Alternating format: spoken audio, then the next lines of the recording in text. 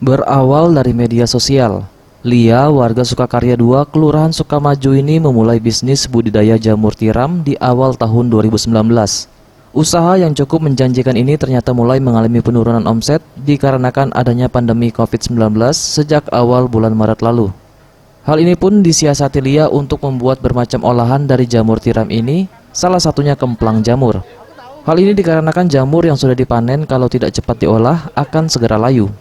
Untuk proses pembuatan sendiri cukup mudah. Pertama, blender jamur terlebih dahulu. Kemudian masukkan tepung sagu, penyedap, garam, dan gula pasir. Langkah selanjutnya, masukkan semua adonan tadi ke dalam plastik untuk direbus selama 20 menit. Masukkan ke dalam lemari es 1 hingga 2 hari, kemudian siap digoreng setelah sebelumnya dijemur selama 2 hari. Ya karena jamur segar kan kurang laku, jadi waktu pas dia ada laku kan sayang terbuang, jadi saya olah jadi kemplang jamur. Aku packingnya yang seperempatan, 15.000 harganya. Ya? Dalam sehari dirinya bisa menghasilkan 3 kg kemplang jamur dan ternyata banyak yang meminati kemplang jamur ini.